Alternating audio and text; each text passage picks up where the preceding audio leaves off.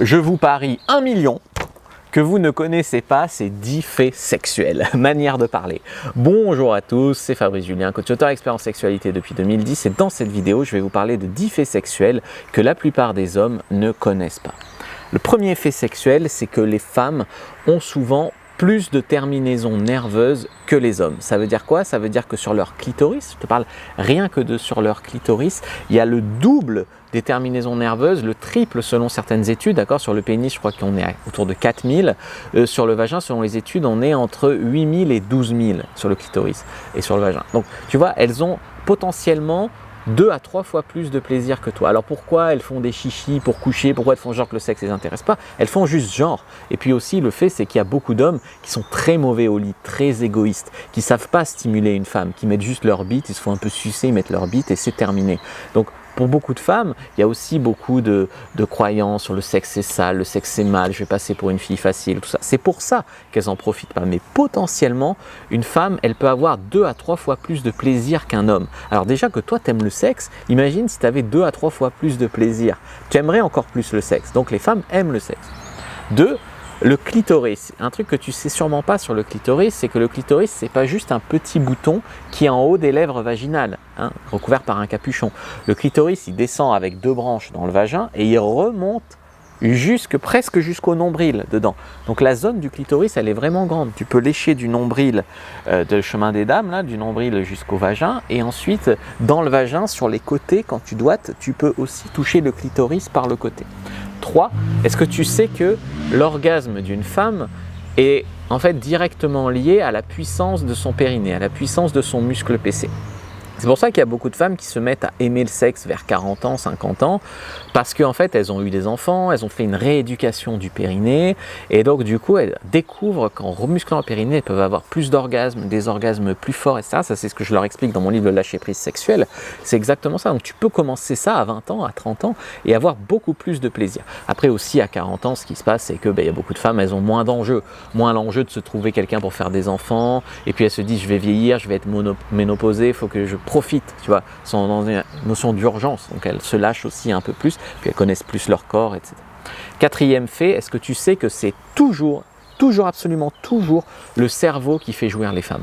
Toi, tu crois que tu es là et que c'est son clitoris qui va déclencher son orgasme ou que c'est son point G. Non, non, c'est toujours son cerveau. Alors bien sûr, ça aide. Quand tu fais une double stimulation, par exemple, du point G et du clito, ça aide. Ça aide à atteindre l'orgasme, bien sûr, mais c'est toujours le cerveau. C'est pour ça qu'il faut qu'une femme soit à l'aise et excitée, donc psychologiquement prête, psychologiquement débloquée pour jouer. Tu peux être le meilleur amant du monde, faire les meilleures techniques sexuelles du monde. Si la fille, par exemple, elle a eu un trauma qui l'a bloquée, je sais pas, mettons, je prends un truc extrême, elle s'est fait violer dans son enfance, elle n'a jamais résolu ça en thérapie, eh bien, il y a beaucoup de femmes qui seront bloquées psychologiquement. Tu peux lui faire les meilleures techniques du monde, elles ne jouiront pas.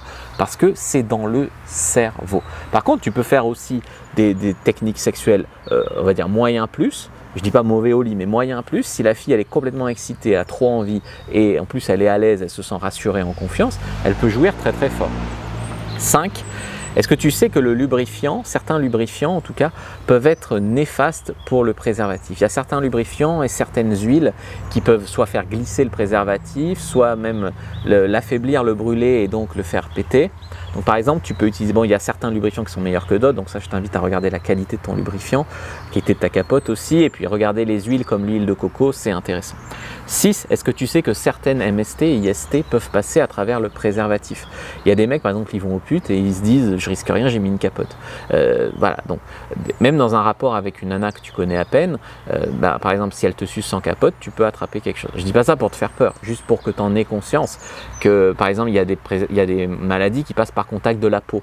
Donc contact du pubis contre pubis, il n'y a pas de capote là, donc ça peut passer.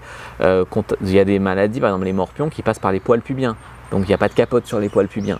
Après il y a des maladies qui touchent les lèvres. Par exemple quand tu embrasses les herpès et tout, il n'y a pas de capote sur les lèvres. Donc tu vois, tu peux aussi attraper des trucs comme ça. Donc il faut quand même faire un petit peu attention. Voilà, si elle a un gros bouton là, ne l'embrasse pas par exemple. Tu vois ce que je veux te dire. 7. Les femmes peuvent avoir plusieurs types d'orgasmes. Alors on va te dire des trucs féministes à la con, mais en vérité c'est vrai qu'il y a des femmes, tu leur fais un cuni juste avec le clito, elles jouissent moins fort que si tu leur fais un orgasme avec le clito plus doigté le point G. Voilà. Après, elles peuvent avoir un orgasme qui est encore différent si tu leur donnes un orgasme en les baisant bien. Après, elles peuvent avoir un orgasme encore différent si elles ont un orgasme quand tu les sodomises. Voilà. Après, il y a des orgasmes qu'elles peuvent avoir, c'est beaucoup psychologique, mais par les seins.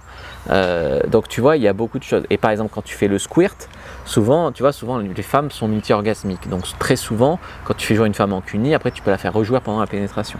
Mais quand tu fais squirter une femme, bah souvent après, elle a un orgasme qu'elle ressent beaucoup plus complet, elle se sent beaucoup plus vide. Et donc ce qui se passe, c'est que souvent après, elle est fatiguée, tu vois, comme un homme après avoir éjaculé. Donc tu vois, il y a vraiment plusieurs types d'orgasmes à explorer chez les femmes. 8. Une femme a plus de mal qu'un homme, en moyenne, à dissocier le sexe et les sentiments. Tu vois, donc par exemple, une femme peut, ça arrive, mais souvent une femme va se dire « Oh, je vais coucher avec toi facilement au premier soir parce que je risque pas de m'attacher à toi. » Parce que tu es ici qu'une semaine en vacances, tu sais, c'est l'effet Club Med. Ou alors parce que tu es un homme qui a 20 ans de plus et qui a des enfants, tu vois. Et donc je vais pas m'attacher à toi, il n'y a pas de risque, donc je vais baiser bien. Et par contre, quand c'est un homme de qui elle pourrait, on va dire, être compatible, je sais pas, je vais tourner autour du pot, je vais ci, ça, parce que j'ai peur de souffrir, j'ai peur de m'attacher, j'ai peur de ci, j'ai peur de ça.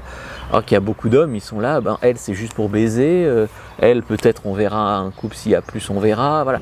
Donc vraiment, elles ont plus de mal à dissocier le sexe et les sentiments. 9.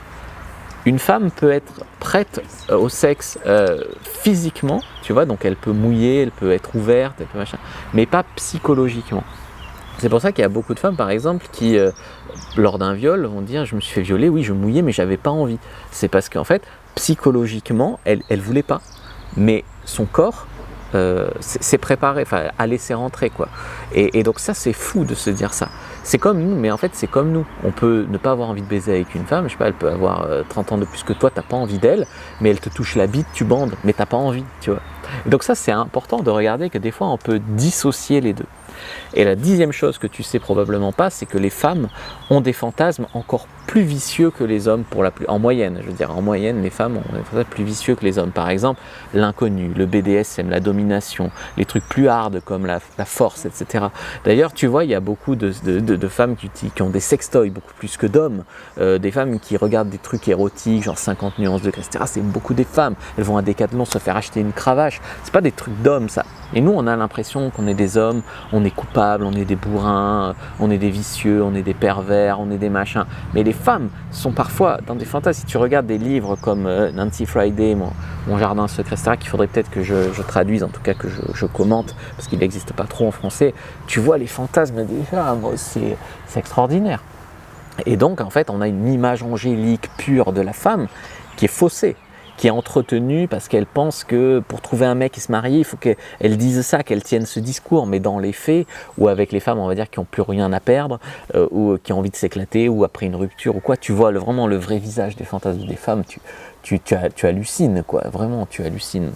Donc voilà, je parie que vous ne connaissiez pas ces faits-là. Je vous invite à prendre votre fiche sur comprendre les femmes, connaître les femmes. Premier en description de la vidéo, lien en commentaire épinglé. C'est une fiche qui vous expliquera la psychologie féminine.